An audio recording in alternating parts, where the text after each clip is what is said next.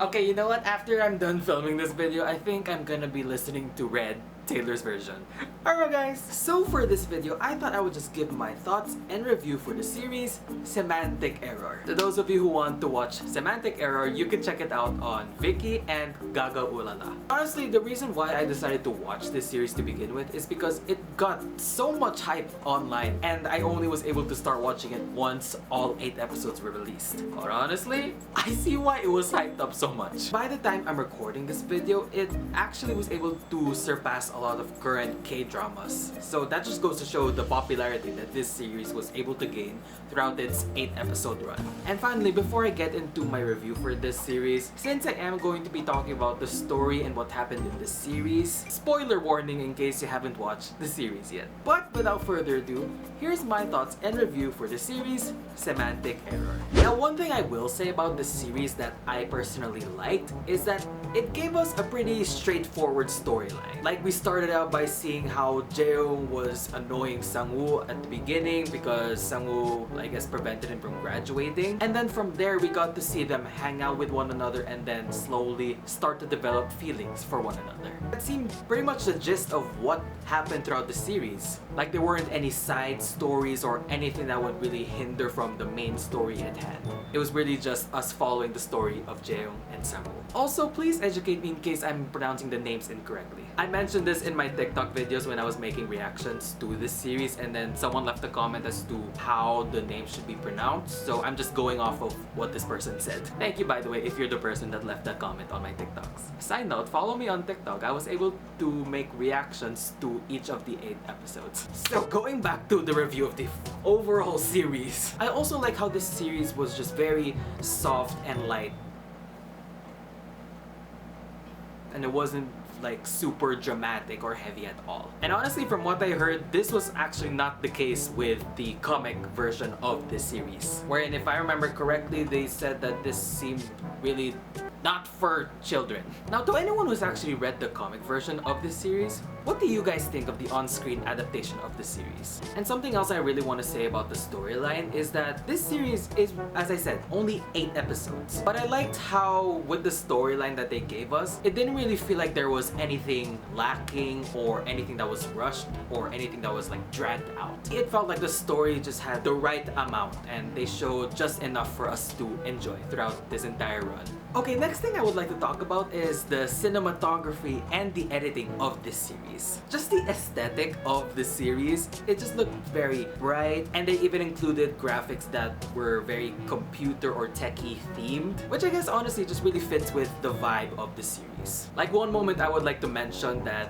the graphics were really put into good use was in episode 5, when Jaeyoung and Sang-woo were in that little costume room. As Jaeyoung was getting closer to Sang-woo's face, there were like little flashes of like error constantly popping up on screen. That just seemed really showing as to what Sang-woo was feeling in that moment. And that just continued later on when he was running down the hallway, and then we saw on the signs on top, there was like error signs on top of them as well. And then when he ended up running into the bathroom stall, it said out of order on the door. So with those really showing how much Sang-woo was not able to comprehend such feelings that he was feeling in that moment, it goes to show that the way that this series was edited, it was also there to help show or portray what the characters were feeling in that moment, and not just for aesthetic purposes. Small details like that, I just really appreciate so much. Thank you to the director of this series. Besides the computer or tech type of graphics that they showed, just the locations and how those were shot in the series, they just looked so beautiful, honestly. Like, I remember seeing this post that said that the director put Jaeyoung and Sang-woo into their own respective colors of light, and then as the series progressed, we slowly started to see those colors sort of mesh together the more that these two were spending more time together. And as I said, just small details like that I appreciate so much that the director put in, and it actually was for the story and not just for aesthetic purposes. Okay, next thing I would like to talk about are the characters in this series. As I was watching all 8 episodes, just the relationship and the character development that Jaeyoung and Sang-woo went through, it just felt very natural, and I didn't feel there was anything really forced between them. Like when we met Sang-woo in episode 1, he was introduced as someone that was very cold and not very sociable, and he's someone that really likes to stick to rules and wants to follow them. If I'm being completely honest, he kinda acted like a robot. But then as the episodes went on, we started to see Sang-woo accept his feelings more and be more expressive and open himself up more. And he did that as he was spending more time with Jaeyoung. Something that Sang-woo did in the latter episodes was that he was the one who started to chase after Jaeyoung, which completely contrasts what he did in episode 1, which was that he wasn't the one to chase after his groupmates. And you know what? Someone in the series said that love can change you, and that pretty much happened to Sang-woo.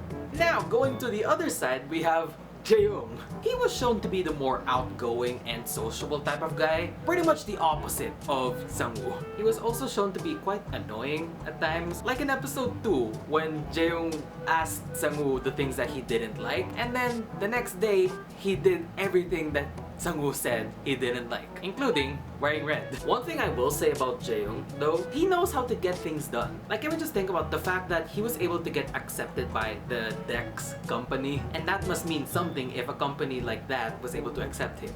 And then on that note, we saw how in episode 8 he revealed that he pretty much planned out how he could negotiate with that company and then just work out a way on how he can just work for another company while also staying behind to work on the game with Sang-woo. Another thing I'll admit that I actually liked about Jaeyoung was that he does have a good heart inside of him. Like, we saw how in episode 3, Jaeyoung came to Sang-woo's rescue at the bar. And then the next episode, when Sang-woo was about to give him the band-aid, and then thinking that Sang-woo was the one hurt, Jaeyoung immediately went to his rescue and started checking on him to see which part of him that was hurt, not knowing that the person that was hurt was actually him. And finally, something I really loved that he did, when Sang-woo said that he didn't like to be touched without warning, what did Jaeyoung do? There were the times when he wanted to touch Sang-woo, but then he asked first.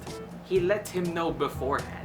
Guys, take note of what Jaeyoung did. And honestly, from those moments that Jaeyoung was letting Sang-woo know in advance that he was about to have physical contact with him, I like how in episode 8, he started to be more comfortable and then just was able to grab Sang-woo and give him some kisses even without permission. And it just goes to show that their relationship was that close already by episode 8. Jaeyoung might come across as annoying at times, but you can't help but love the guy, you know? Right, Sang-woo? And finally, for the characters, some people I would like to mention are the girls in this series, Jie and Jio.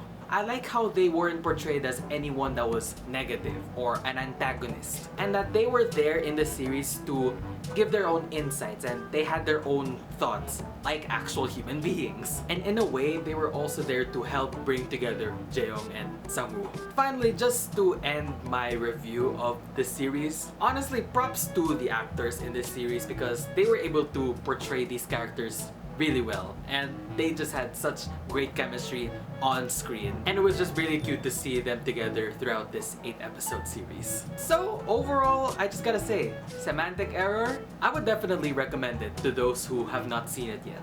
And I think it's also worth a rewatch to those who have already finished it. So that's it for my review of Semantic Error. So what did you guys think about this series? Leave your thoughts in the comments down below. To end this video, I just want to say thank you to the cast and crew for making this series and just making it happen for us to enjoy. So that's gonna be it for this video. If you guys enjoyed it, please give it a big thumbs up. All my social media links will be in the description box below, especially my TikTok because I make a lot of BL related content on there. If I'm not active on YouTube, I'm more active on TikTok. Subscribe to my channel and turn on the bell post notifications so you'll be notified whenever I post a new video. And as always, I'll see you guys in the next video whenever I could possibly make one.